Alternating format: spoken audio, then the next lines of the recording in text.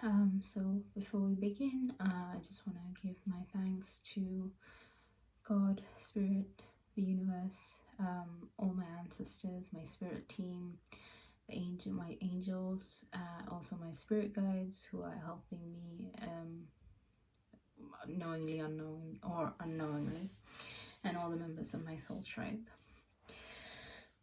So, this is kind of unexpected because I was actually taking a little bit of a break from making these videos, but I just received a strong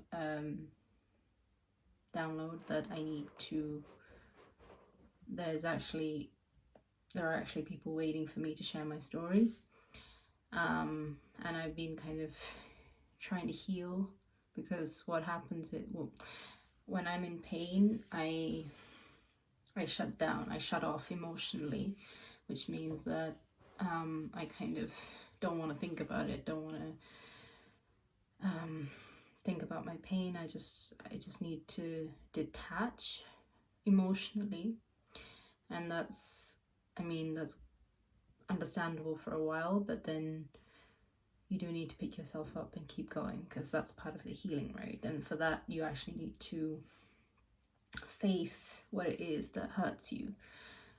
And actually, I'm gonna talk about shadow work today, for multiple reasons, but I want to say that I'm not sure that I understand it fully, so bear with me. I'm going to try and explain it how I understand it. It might not be correct, so just bear with me. I may need to kind of make changes later on, but I'm going to tell what shadow work means, as far as the way I understand it anyway. So I believe that shadow work is about confronting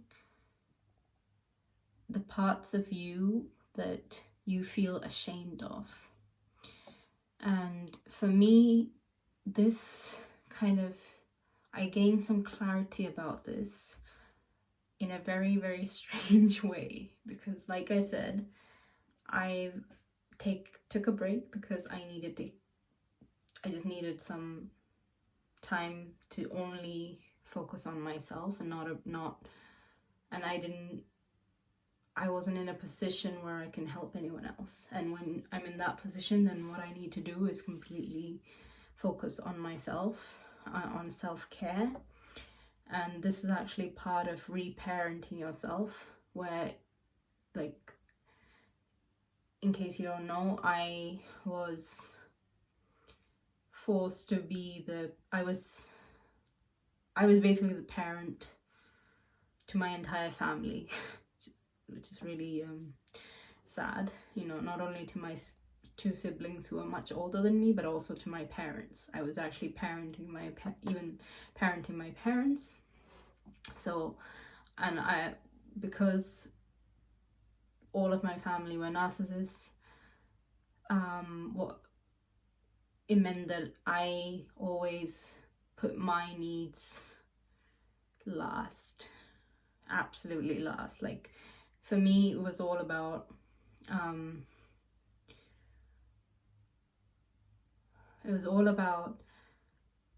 other people, and for me, it was like I was so disconnected from my inner child that I couldn't feel any empathy for her.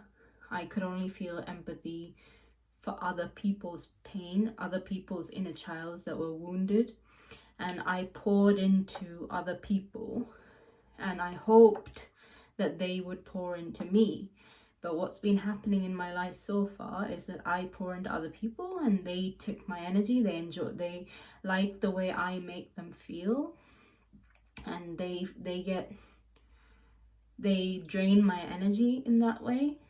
But then when I have needs, that's not important. My needs are always less important than other people's, especially in my life. And this is actually the story of every empath out there. So if you resonate, understand it's part of your nature, because you feel other people's pain, and especially if you're also coming from a damaged childhood, or you have an inner child that's hurt, then it's kind of natural that you do this. It's part of, it's in a way, in a way it's like, it's also a selfish thing, because you can't heal yourself, you're healing others in the hope that they then return the favor. So in that sense, it's important to take that responsibility on yourself. And that is what shadow work is. It's at looking at things about yourself that aren't very nice. Realizing that it's actually my selfishness that was causing me to pour into other people the way I did. It was all about me expecting that they would do the same for me. So I was giving with the expectation they would give me back what I was, you understand what I'm saying. And that's what shadow work is about. It's actually, because usually you don't want to admit that, you don't want to take responsibility, right? You don't want to sort of kind of it's kind of like, sorry, just give me 1 second.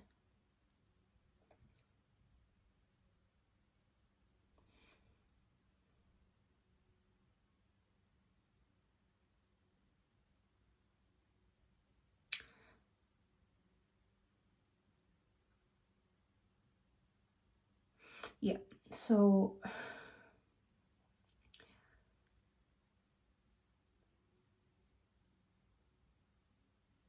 sorry, I just had a weird fear come in for a second,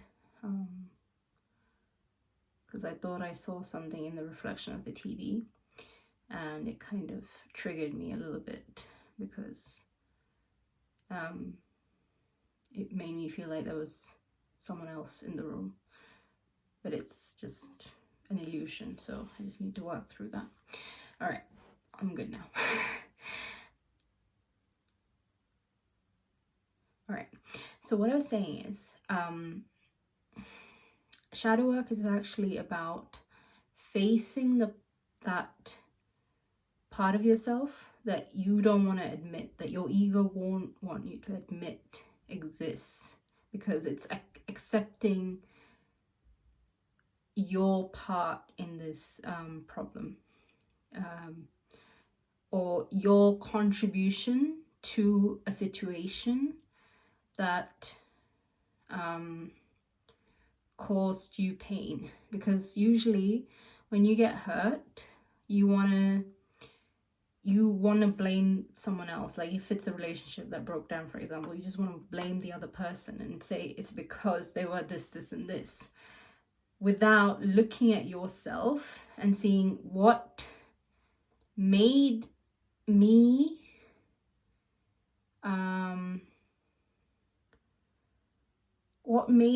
put up with that. So one example, in my most recent relationship that ended, it was with someone who's highly narcissistic, but I didn't realize that. I genuinely thought this was going to be the person I was going to be with forever, and it literally just, giving up on him has, saying broken my heart is not enough. It literally crushed my soul. And that's why I've needed to take a little break and have a day of self-care. Got my nails done. Just go through that process. But it's while I was doing that I got this message, and weirdly enough, it's inspired by the Twilight saga, especially Breaking Dawn, because I love that series. I've reread the books a million times. I haven't watched the movies. I can't stand the movies. But the books, I love them. But Bella really irritates me. And today I understood why. Because she represents an unhealed version of me. So let me explain. I just realized I keep jumping thought to thought without that's kind of, I'm sorry. I hope you're able to follow along despite my ADHD. If you have any questions, just you can put it in the comments or reach out to me with the contact form on my Google Forms in the bio section, if you want to clarify anything. So yeah, seriously, my train of thought keeps breaking. I think someone really doesn't want me to do this right now, but it doesn't matter, I'm gonna do it anyway. I don't care. I just want to show my candles. Oh, wait. Yeah, that's my full moon candles. For God's sake. Oh, what the hell am I doing? Okay, there we go. So that represents the moon, the shadow, and on the other side is the it represents the sun, because it's Leo season. It's Leo this month, and it's kind of the light. The sun is the light, the moon is the shadow, and that kind of is part of the reason I think I was guided to do this today, even though I wasn't planning on doing anything until Monday. Anyways, let's keep going. I think I just need to do that to clear any negative energy. Actually, I'm just gonna do a bit of cleansing. Give me 1 minute. There's some serious negativity going on.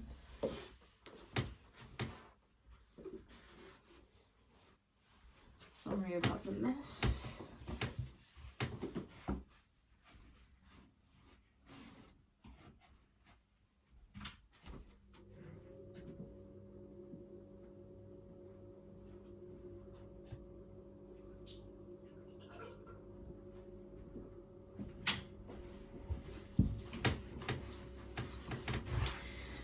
Right.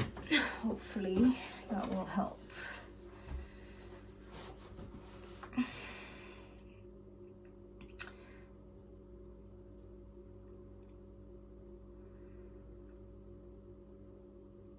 One more minute.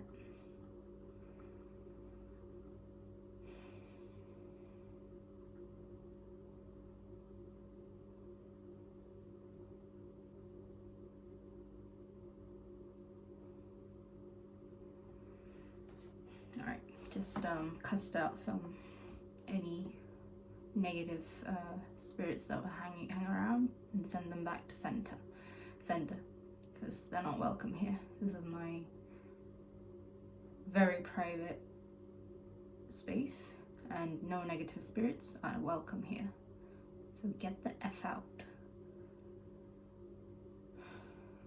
All right, sorry about that. Okay. So I was talking about shadow work. I was talking about Bella and why I have an issue with Bella. My issue with Bella is because she represents the unhealed part of me, who kind of abandons herself because she grew up with one narcissist parent, her mother, and she was the parent. And Charlie, her dad, basically never recovered from his wife breaking up with him, so he kind of checked out. So she ended up not having so she ended up being the parent to both parents as well as herself, and then she falls in love, and She has so much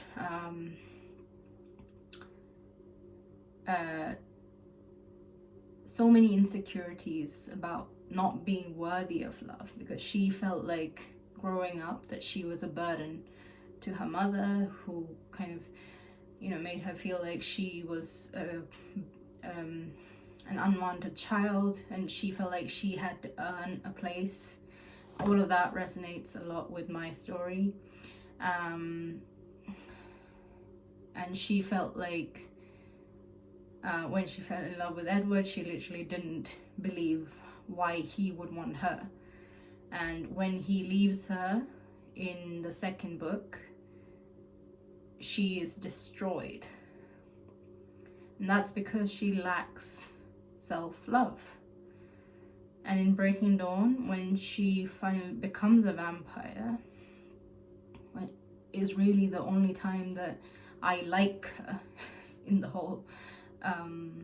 whole series, to be honest, because she finally shows them some self-worth. She recognizes that she is valuable in her own right, and she sees herself as an equal partner rather than someone less, and someone who has, but even then there's still the whole martyr complex and the self-sacrificing BS. Like, all of that really irritates me, because that's kind of what I grew up with as well. So that's something I don't like about myself. This is my shadow. I see it, I saw it in Bella, but I didn't realize the reason I dislike Bella is for this reason until today, when I was guided to read Breaking Dawn again, and within like one page of reading it, I was like, oh shit, this is my shadow. Or one, at least, obviously it's only one bit of my shadow. I'm just using this as an example. This is something I don't like about myself, that I dislike in her, but I didn't realize it's because I don't like it in myself that I dislike her. So once you realize, first step, destroy your ego. You have to destroy your ego somehow. Then second step, you need recognizing your shadow. And the best thing is, take some time to meditate, be in nature, trust your intuition, ask for guidance from whoever you know, the universe, God, whatever you subscribe to, or just your higher self, the one who has the more evolved version of yourself. Whichever version, whatever, it doesn't matter who you ask, but ask for guidance. Meditation is really important. You can use whatever type of meditation you want. For me personally, because of my ADHD, I find it really difficult to sit still. But the best way I meditate is by walking around. I walk around and listen to music, and I get insights. I also find writing things down helpful, so I actually like go and sit somewhere with my book, and then as I'm just sitting and writing, I might write one word, and then I get this explosion of thoughts. Find whatever works best for you, because I've avoided meditation for so long because the thought of sitting still and doing the whole yoga position, lotus position, I can't. I genuinely cannot do that. I can't sit still like that. And when I'm walking around, when I'm active, I'm a lot more clued in. I also used to have the same thing when I was swimming. I used to have the same kind of experience where I would think a lot better while I was swimming. It was a form of meditation for me. You can do this when you're at the gym, when you're running. If you have ADHD, if you're neurodivergent, these may be easier for you than the traditional meditation that people kind of tend to use.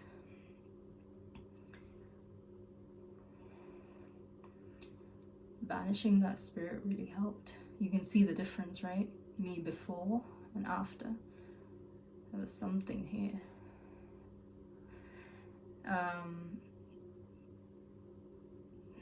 Yeah. So that is the second step, recognizing it. Third step is sitting with the discomfort. And trust me, the more you do it, easier it becomes, where you take accountability for your part. Instead of saying, for example, why did this person do this to me? Ask yourself, why did I let this person do this to me? Why did I tolerate this? So if your, I don't know, partner cheated on you and then they came back and you took them back and they hurt you again, instead of saying, why did they cheat on me? Why did they keep cheating on me? Ask yourself, why did I let them back after they cheated on me? How many times do I need to be cheated on to say this is not okay? How many times are you going to put up with disrespect? Once, twice, 10 times, 100 times? That's up to you. And the longer you put up with it, the worse you will be, worse off you will be. So that's the that's kind of the third step. You sit with the discomfort. Fourth step, once you go through that and accept responsibility, take accountability, next step is to forgive yourself. And this is the bit I really struggle with.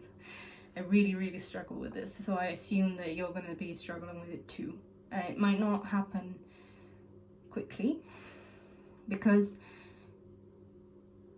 you need to kind of ask yourself what happened, what made you be like that, what made you take this person back after they cheated on you. It's just an example. I just running with it because it's easier. So you think, okay, as a child, have I experienced unconditional love? Have I experienced, for example, what were my parents' experience? Again, I'm going to go back to my own situation. My mother was cheated on by my father countless times. And she still refuses to leave him. And this is, for me, cheating in a relationship is something I absolutely cannot tolerate. It's my number one. Like it's something, like, I will tolerate other things. I have tolerated more disrespect than I should have. I've tolerated breadcrumbing, I spoke about disrespect, manipulation, kind of being put, like, priority wise, being put kind of last, like accepting minimum effort, inconsistency between words and actions, which is by definition manipulation. So all of these things I accepted, but cheating is one thing where I said I will not accept ever, because if you cheat on me once, you're going to cheat on me again. That's what I believe. And if I take them back, that's not. But there is that, and that's because I've seen how my parents' dynamics are. And this is one situation where I actually, rather than keeping this as a template, because there's two ways you can go. You can either see your parents' relationship, see that cheating, and kind of normalize it as a template for your future relationship and think, okay, so my father cheated on my mother, but she still stayed with him, so this must be what is normal. It must be like, this is as good as it gets, and it should be like, men can cheat, my partner will cheat on me, and I should forgive. That's one way to go down it. The other way is to say, okay, I have seen how miserable my parents are and how miserable they made me and my siblings, and how hellish my home environment has been because of this, because my parents didn't get along but refused to divorce for whatever reason. So I refuse to have a relationship where my partner cheats on me, and I will not tolerate that. But at the same time, there are other things like sort of conditional love, inconsistencies that I put up with, because for me that was normal, because that's all I received from my parents. I've only received conditional love from them. I've only received inconsistent behavior, manipulation, emotional breadcrumbing, gaslighting. This is all I know from my family. And because it's familiar to me, I was subconsciously drawn to people who had similar patterns, because it's familiar. So you mistake what's familiar for what's attraction or attractive or safety or home, because that's what your nervous system is used to.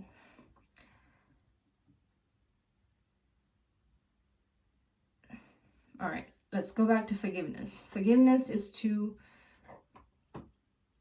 understand that your decisions, how you behaved, was a reflection of the wounded inner girl within you, the wounded inner child. And that child just didn't know any better because no one taught her any better. So that is you. When you realize that, you're able to forgive yourself. And this honestly is really, really hard, especially if you're used to being extremely critical towards yourself. If you have a really negative inner voice, for all your life you had a negative inner voice telling you that you're not good enough, you're stupid, you're lazy. This is me. This has been my life. I've always had this inner critic that basically just hated myself.